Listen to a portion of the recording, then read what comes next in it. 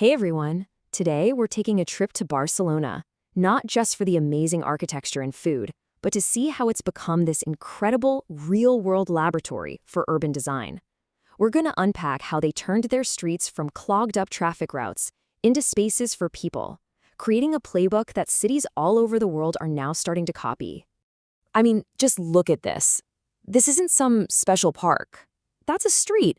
Right where cars used to speed through, you've got people just living, chatting on benches, kids running around, neighbors catching up. It's a total reimagining of what a street can be, not just a way to get from A to B, but more like a community's living room. So the big question is, how did they pull this off? It seems so radical, right? And maybe more importantly, what are the lessons that your city, wherever you are, can take away from this whole experiment? Well, let's dive in and break down their playbook. To really get why their solution is so brilliant, we actually have to rewind. We've got to go back and understand the original problem, the crisis that made such a huge change, not just a nice idea, but an absolute necessity. So picture this. It's the mid-1800s. Barcelona is literally trapped inside its own medieval walls. Meanwhile, the Industrial Revolution is kicking into high gear, and the city's population is just exploding. You've got way too many people crammed into a tiny space. The result? A full-blown public health catastrophe. And this visual says it all, doesn't it? On the left, that's a typical street in the old city. It's dark, it's cramped. These were basically service alleys, often used for sewage. Then on the right, you see the vision for something totally different. Open, orderly, breathable. That stark contrast is what set the stage for a completely revolutionary new plan. And let's be really clear about how bad things were. We're talking rampant overcrowding. Diseases like cholera were just tearing through the population. The average life expectancy actually dropped. People were living and dying without enough sunlight or clean air in streets that were basically open sewers. Something had to give. And that brings us to the hero of this part of the story, a civil engineer named Cerdà, and his absolutely visionary blueprint for a healthier city. So, in 1859, Cerdà rolls out his Eixample plan. Eixample, it just means extension in Catalan. But this was so much more than just a street map. Cerdà saw urban planning as a moral duty. He truly believed that the way you design a city could directly fight disease, improve mobility, and create a more equal society. And here we see one of his most famous, most brilliant ideas, the chamfered or octagonal block. Simply chopping the corners off every block at a 45-degree angle, it was a stroke of genius. Suddenly, you have way better visibility at intersections. You get more air and sunlight flowing through, and as a bonus, you create these wonderful little public plazas at every single crossing. You see, Cerdà's whole plan was built around people. He designed wide streets specifically to bring in sunlight and fresh air. He created the octagonal blocks for safety and flow. He even envisioned green courtyards inside every single block for people to relax in and planned for mixed-use neighborhoods so you could live, work, and shop all within walking distance. It was all about a better quality of life. But, and this is a huge but, Cerdà's complete dream was never fully realized. The grids itself got built, sure, but real estate speculation and the drive for profit got in the way. To cram in more apartments, developers built on all four sides of the blocks. They filled in those beautiful green courtyards, and they built higher and higher, blocking out the very sunlight Cerdà fought for. And this compromise, well, it created a whole new problem for the next century. Okay, so let's fast forward to the 20th century.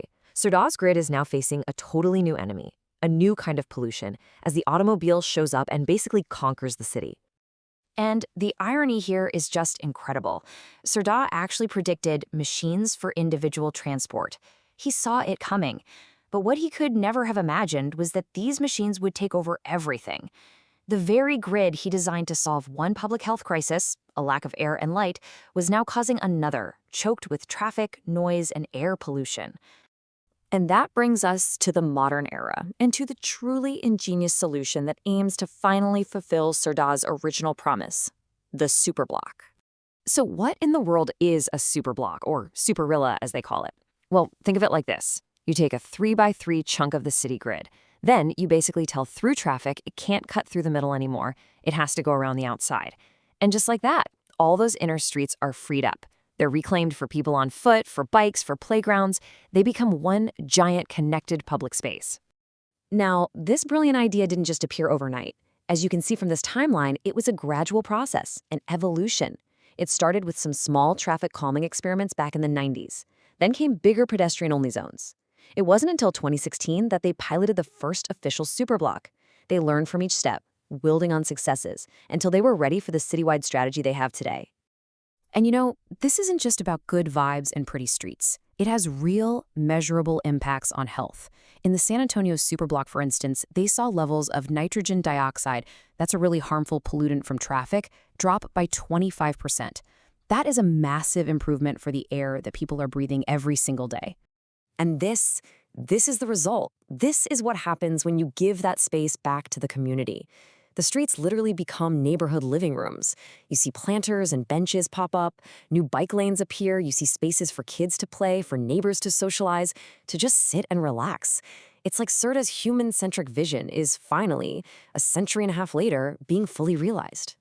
So this all sounds great, right? But how did they actually make it happen on the ground? Well, this last part is the most important. It's the playbook. It's a practical, step-by-step method that pretty much any city can learn from. And this 3-step method is the secret sauce. First, you start with basic actions. Super simple, low-cost stuff like changing traffic signs. Then comes the magic step, tactical actions.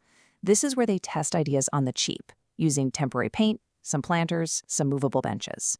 It lets them see what works and get real feedback from the community. And only then, after it's been tested and proven, do they move to structural actions, the expensive permanent construction. This agile, try-before-you-buy approach is what's truly revolutionary. It lets a city experiment and build support before committing millions, making massive change feel possible. And this whole philosophy, it goes way beyond just managing cars. As this quote points out, Barcelona gets that street design is a powerful tool. It can help cities fight climate change, and at the same time, it can empower neighborhoods to build and express their own unique identities. So all of this really brings us to one final big question. Barcelona's story is an invitation for all of us to look at our own streets differently, not just for what they are, but for everything they could be. So next time you walk outside, take a look around and ask yourself, what is the true potential of your street?